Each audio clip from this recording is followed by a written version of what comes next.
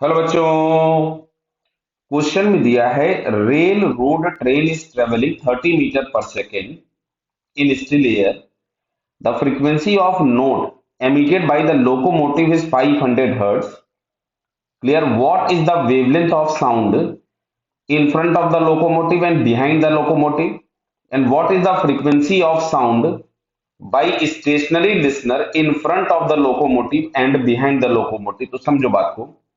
सबसे पहले मान लो यहां कहीं पे हमारे पास ये सोर्स है और ये सोर्स इस डायरेक्शन में जा रहा है 30 मीटर पर सेकेंड से, बराबर है। और हम लोगों के पास एक ऑब्जर्वर यहां पे है O1 इन फ्रंट और एक ऑब्जर्वर O2 है बिहाइंड द सोर्स। क्लियर है। तो अगर हम देखेंगे तो इस वाले ऑब्जर्वर के लिए ये डायरेक्शन पॉजिटिव हो जाएगा क्योंकि direction of sound is taken as positive, और इसके लिए ये वाला डायरेक्शन पॉजिटिव हो जाएगा। तो अगर हम लोग लिखेंगे तो VO तो दोनों में जीरो है, ऑब्जर्वर क्योंकि उसने बोला है स्टेशनरी है। इस वाले के लिए जो VS होगा उसको हम लोग लिखेंगे -30। क्यों बेटा? क्योंकि डायरेक्शन ये वाला पॉजिटिव है और इसका जो डायरेक्शन है वो ये है।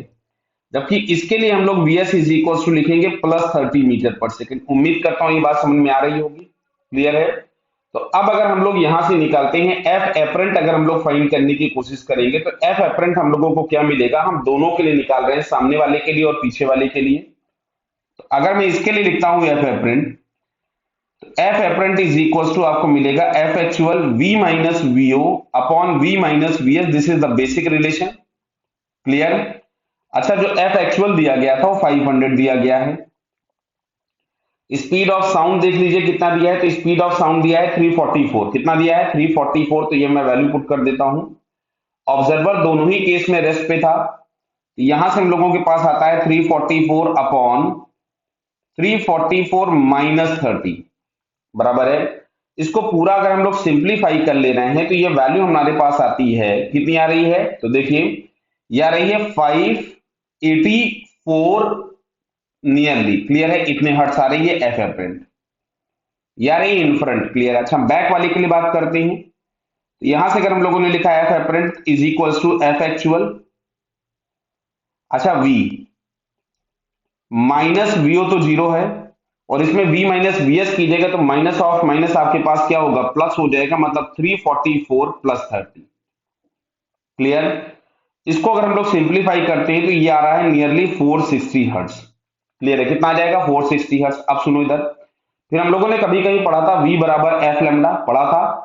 V is equal to f lambda, तो लेमडा इज इक्वल टू हम लोग लिख सकते थे V बाई एफ। तो यहां जो लेमडा डैश मिलेगा वो यहां से हम लोग लिखेंगे ये वाला V एफ एपरेंट, और यहां जो लेमडा डैश मिलेगा सामने उसको हम लोग लिखेंगे V upon F apparent.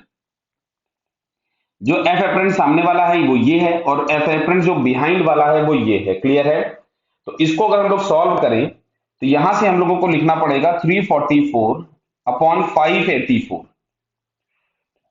584। Clear है। तो इसको हम लोग अगर सॉल्व करें भाई, रिसॉल्व कर लेंगे हम लोग, तो आता है नियरली 0.628 मीटर्स। क्लियर। और यहां पे अगर हम लोग सॉल्व करेंगे तो इसको हम लोग लिखते हैं 344 अपॉन 460। तो ये वैल्यू हम लोगों के पास अप्रोक्सीमेटेड आती है 0.748 मीटर्स। क्लियर।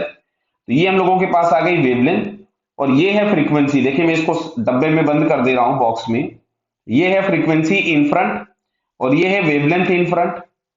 ये हम लोगों के पास फ्रीक्वेंसी है बिहाइंड द लोकोमोटिव और ये हमारे पास वेवलेंथ है बिहाइंड द लोकोमोटिव। क्लियर बेटा? All the best.